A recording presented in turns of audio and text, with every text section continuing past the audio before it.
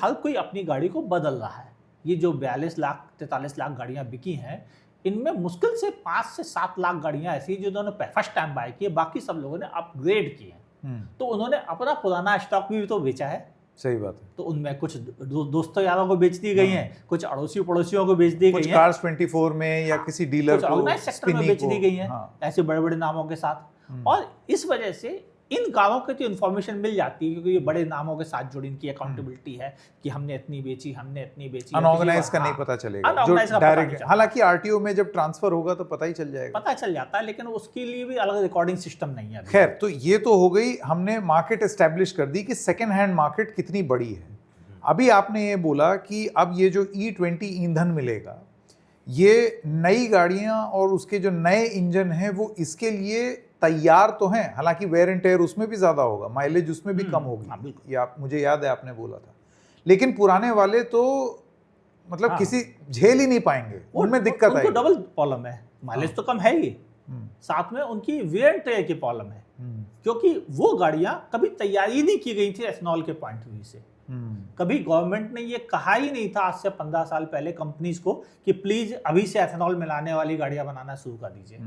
ये तो उन्होंने पिछले 4 साल पहले 5 साल पहले कहना शुरू किया। तो आपका ये कहना है कि हिंदुस्तान में आज से 4 साल पहले की जो गाड़ियां हैं उन सब पर E20 की गाज है और फर्स्ट हैंड की तो गाड़ियां बिकेंगी। अभी जैसे मैं आपको अपना उदाहरण दे दूं, पिताजी के लिए एक गाड़ी लेनी थी, बिल्कुल पहले सेकेंड हैंड की बहुत सारे ऑप्शंस देखे और फिर देखते देखते एकदम से याद आया, हे भगवान, E20, तो कहीं ऐसा ना हो कि मैं कोई गाड़ी ले लूं और उसमें मैकेनिक के पास ही खड़ी रहे।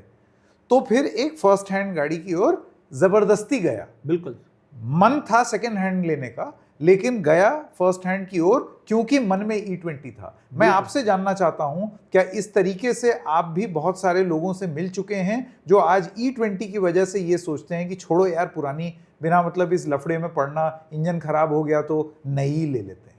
अधिकतर लोग ऐसा ही कर रहे हैं और शायद यही रीजन है कि गवर्नमेंट को इसे प्रमोट करने के लिए अपने GST स्ट्रक्चर में सबसे बड़ा चेंज करना पड़ा, जो पिछली हिस्ट्री में कभी नहीं हुआ था।